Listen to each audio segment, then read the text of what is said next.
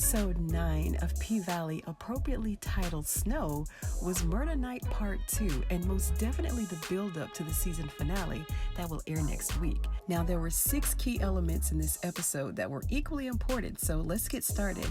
We all saw from last week's episode that Lil Murda is hood famous now, and they're about to hit the road again to promote his new collab that he has with Tina Snow, aka Megan Thee Stallion.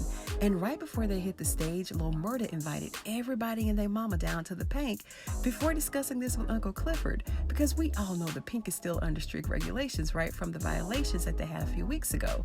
So we already know that it's going to be over capacity. But none of that mattered. Lil Murda was doing what he does, promoting himself and the club for his night on the stage. But he didn't get on the stage without any conflict, right? And before he even hit the stage, he and Megan had to get past Uncle Clifford. And Megan was flirting with him a little bit. Well, she was flirting with him a lot. But Uncle Clifford didn't trip because she already knows that it comes with the territory. But right in the middle of his performance, the fight between Lil Murda's crew and Main's crew, which is also Pico's crew, went to blows in the middle of the floor. And this is where Keyshawn almost got trampled. And we could tell that she was having some sort of flashback from the abuse from Derek, right? But she wasn't down there for too long because Diamond was right there to rescue her. And this is a moment that she was filled with a lot of emotions from all the times that he saved her before. So she kissed him right there on the floor.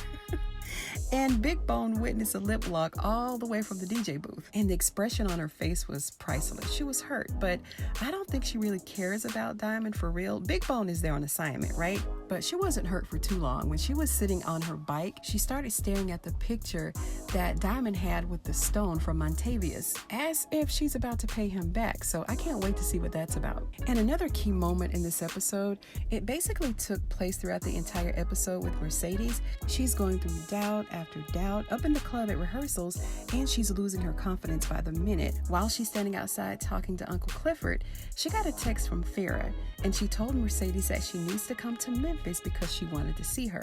So Mercedes took that hour-long drive, and when she got there, she was met with these larger-than-life-size pictures of her hanging on every wall and people in the gallery walking around admiring Farrah's work. And of course, Farrah wanted another Mercedes experience, right?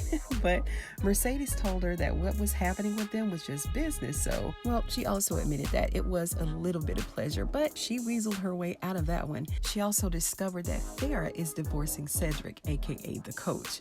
And I'm glad that Farrah got a groove back through Mercedes, and Farrah is stroking Mercedes' ego too with this large exhibit in her honor.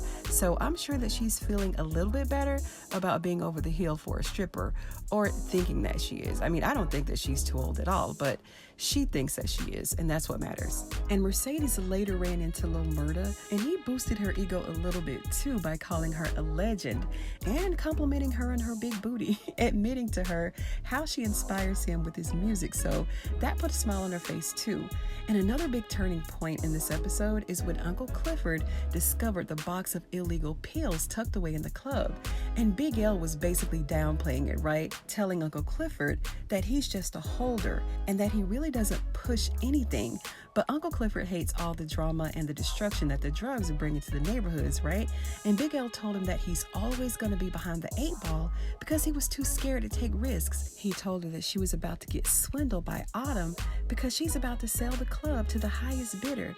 Then the most chilling part of this conversation is he told her that Autumn can't sell the club if she's dead. So Big L want to get rid of her altogether. And remember last episode, Mama Clifford told her to get even with Autumn. So I won't be surprised to see something mysteriously happening to Autumn.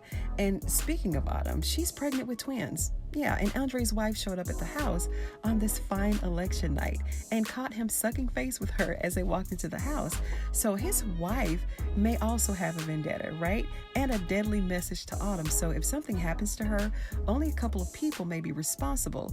And I don't think Uncle Clifford gonna bust a grape, but Big L will. Oh, and I forgot to tell y'all this part. Big L jumped up in Uncle Clifford's face like he was about to do something. But then he thought, well, no, Cliff taller than me, a little bit bigger, thicker, cocky. Let me go sit my ass down. Oh my gosh, I thought he was about to hit him, but none of that happened. Big L had to rethink that decision. But that's it, you guys. I hope that you enjoyed this quick recap of all the happenings at the Pynk. Stay tuned for more videos just like this one on Ruthless TV. But before you leave, don't forget to like the video. If you like the video, give it a thumbs up. You know I'd appreciate it. And if you're a P-Valley fan, go ahead and sub to the channel. And I'll see you on the next one.